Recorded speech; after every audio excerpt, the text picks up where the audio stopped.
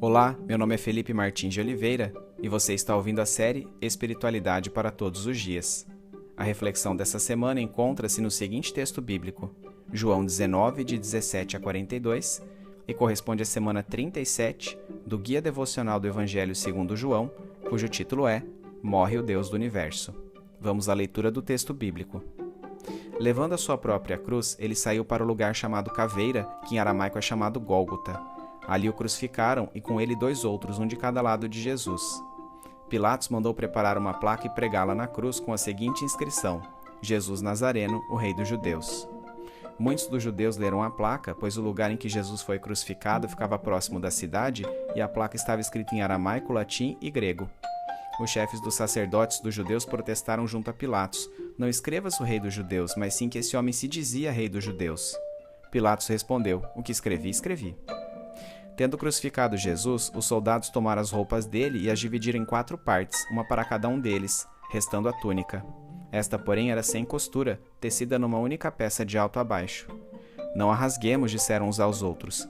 Vamos decidir por sorteio quem ficará com ela.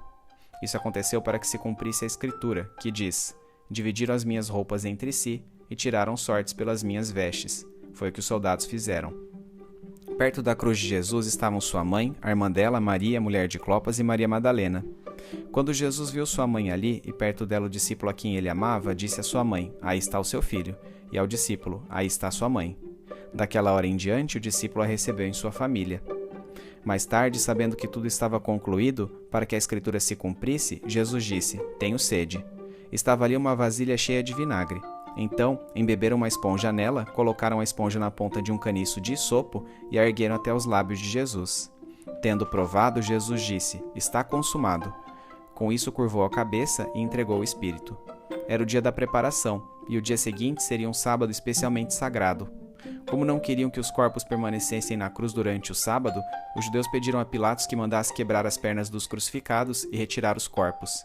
Vieram então os soldados e quebraram as pernas do primeiro homem que fora crucificado com Jesus e em seguida as do outro. Mas quando chegaram a Jesus, constatando que já estava morto, não lhe quebraram as pernas.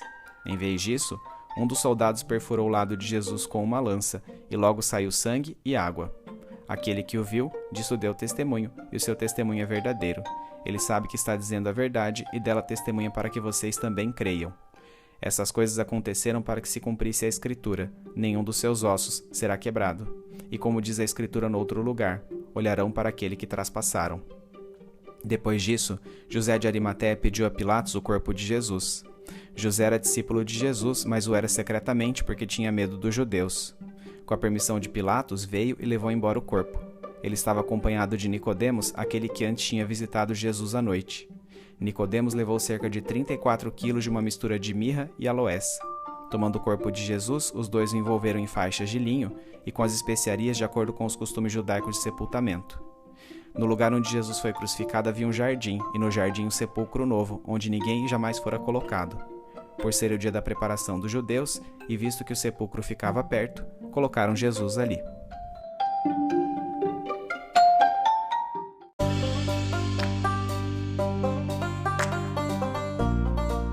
Ordenada a crucificação de Jesus, ele carregou sua própria cruz até um monte chamado Caveira, Gólgota em aramaico. As narrativas sinóticas do Evangelho contam que, cansado por causa da tortura e dos açoites, Jesus não foi capaz de suportar sozinho sua cruz, que foi levada, em algum lugar no caminho, por Simão de Cirene. No Monte da Caveira, Jesus foi crucificado ao lado de 2 outros indivíduos, os quais sabemos pelos demais livros do Evangelho serem malfeitores. A morte por crucificação era reservada aos piores criminosos da época, tendo perdurado até o reinado do imperador Constantino, que a aboliu. Esta forma de execução tinha lugar fora dos muros da cidade, até onde o criminoso deveria carregar sua própria cruz, e consistia em punição exemplar, visível a todos para que não intentassem contra a integridade do Império Romano. Enquanto a vítima ainda jazia deitada no chão, pregos perfuravam primeiro a mão direita, depois a esquerda, pouco acima da palma, no metacarpo ou no pulso. Ambos os pés eram pregados juntos. Então, a cruz era levantada. A morte geralmente se prolongava, raramente exigindo menos de 36 horas. Quando se desejava apressar o falecimento do condenado, suas pernas eram quebradas com golpes de martelo ou utilizando uma barra de ferro, de modo que a sustentação do tórax tornava-se difícil, ocasionando insuficiência respiratória. O cadáver era, então, deixado exposto para ser devorado por leões, ursos ou aves de rapina. Os judeus, no entanto, não permitiam essas práticas e retiravam os corpos tão logo as mortes ocorriam, para que contassem com sepultamentos dignos. Acima da cruz de Jesus, Pilatos pregou uma placa que anunciava o delito pelo qual ele estava sendo condenado, a qual dizia, em hebraico, latim e grego, Jesus Nazareno, o rei dos judeus. Como o local da crucificação ficava bem próximo da cidade, a acusação escrita a Jesus podia ser lida por diversas pessoas.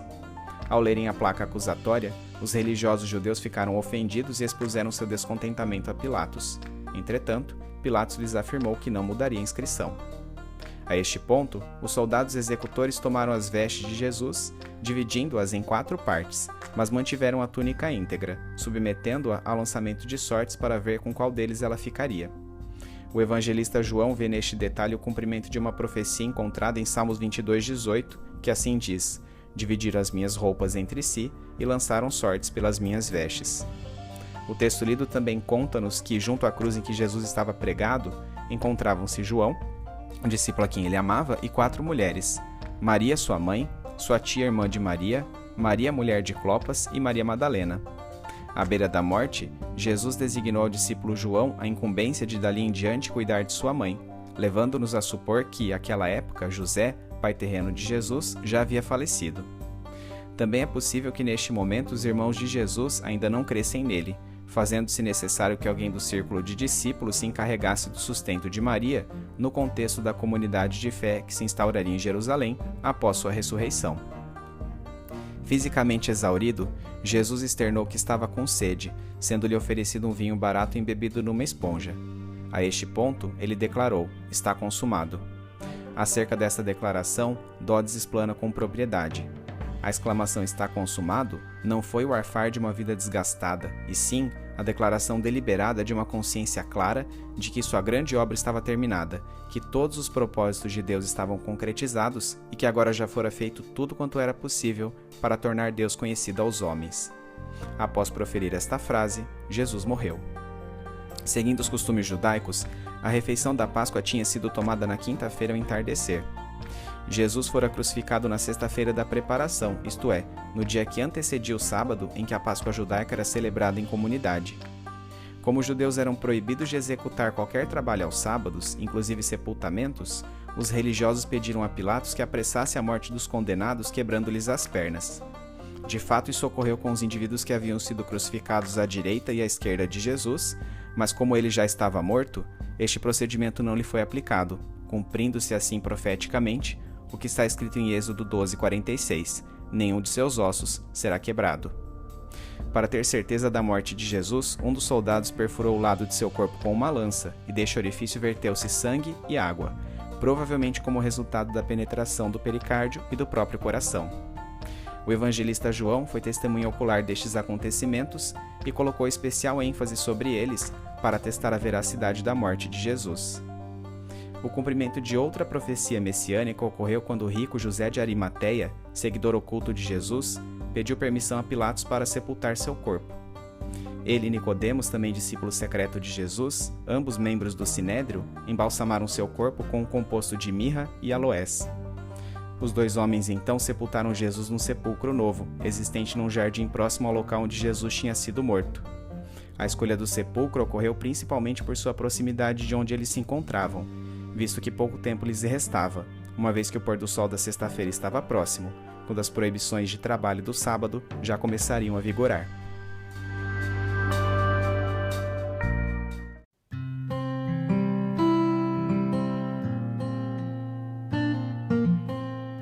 Aplicação prática. À semelhança de Jesus, devemos carregar nossa própria cruz para sermos seus discípulos. A metáfora alude a arcar com nossas dores de maneira franca e pública, aceitando o sofrimento como parte da vontade soberana de Deus. Ao contrário do que afirma a moderna teologia da prosperidade, que induz o fiel a rejeitar todo tipo de sofrimento, determinando a Deus que apenas bênçãos o alcancem, a postura submissa de Jesus como servo sofredor é-nos exemplo de aceitação do sofrimento, como parte do discipulado. Crucificado justamente na Páscoa judaica, Jesus inevitavelmente foi comparado ao Cordeiro Pascal.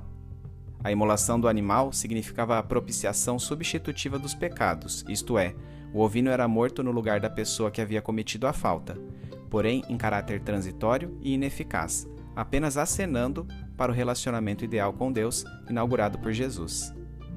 Em Jesus Cristo, automaticamente, esse sistema religioso torna-se obsoleto, uma vez que, sendo ele propiciação definitiva pelos pecados, não há mais necessidade de matar animal algum a cada infração cometida. João 19,37, por sua vez, enfoca a visão de Deus Pai ao ver o Deus Filho morrendo na cruz, ao citar Zacarias 12:10b. Olharão para mim, aquele a quem traspassaram, e chorarão por ele como quem chora a perda de um filho único, e se lamentarão amargamente por ele, como quem lamenta a perda de um filho mais velho. Tanto para judeus quanto para gregos, a imagem de um Messias que sofre e morre era incompatível com suas expectativas. A cruz é o obstáculo central para as concepções de ambos os povos. Se pensarmos bem, ainda hoje este percalço permanece sendo encarado da mesma maneira, como bem escreveu Brennan Manning em seu livro Convite à Loucura. Pois a mensagem da cruz é loucura para os que estão perecendo, mas para nós que estamos sendo salvos é o poder de Deus. Os judeus estão de fato procurando o Messias, mas a morte vergonhosa de Jesus na cruz prova que ele não era o glorioso libertador que eles esperavam. A cruz permanece sendo um impedimento para eles, um obstáculo para a fé. Os gregos entendem a figura do Messias como um filósofo maior que Platão. Ele levará os homens a contemplar a ordem e a harmonia do universo. Mas que Messias é esse que mexerá com tal devoção confortável e culta, invertendo seus valores e indo para a morte numa cruz, vítima dos detritos irracionais da humanidade? Tal Messias é realmente uma estupidez aos gregos. Há dois modos certeiros para o cristão se privar do poder e da sabedoria da cruz e, deste modo, perder sua força transformadora. O primeiro é intelectualizar a crucificação, falar em tons pedantes sobre o valor soteriológico da morte redentora de Jesus. Essa abordagem a reduz e a envolve numa capa protetora que a designa apenas para a mente. Não transmite inspiração para o restante de nosso ser, nenhuma vontade visceral de mudar. O segundo modo é mineralizar a crucificação. Você conhece aquele homem seminu, tranquilo e familiar, pendurado num crucifixo. Ao transformá-la num objeto de ouro, prata, bronze ou mármore, livramo-nos de sua agonia e morte como homem.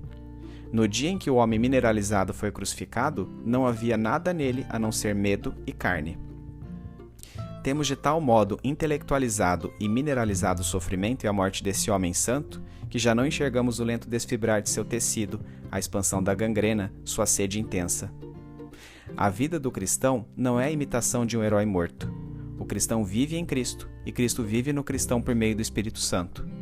Somos capacitados a viver nova vida, na qual o pecado não tem lugar. Se não o fazemos, frustramos o poder do mistério pascal, por recusar a fé no poder.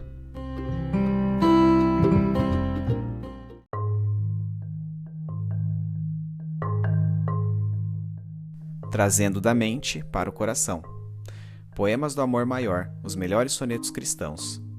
A vós correndo voo, braços sagrados, nessa cruz sacrossanta descobertos, que para receber-me estáis abertos, e por não castigar-me estáis cravados.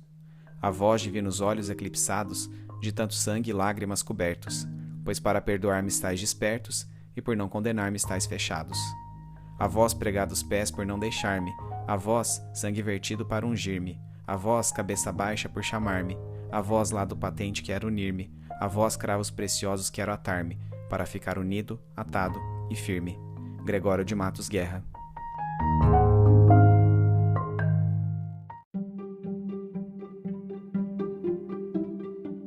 Medite mais sobre este texto ao longo da semana. Domingo, leia o texto de João 19, de 17 a 42, bem como os comentários sobre ele. Segunda-feira, descreva em que consistia o costume romano da crucificação. Terça-feira, quais foram as profecias messiânicas citadas nesse texto pelo evangelista João, cumpridas por ocasião da morte de Jesus?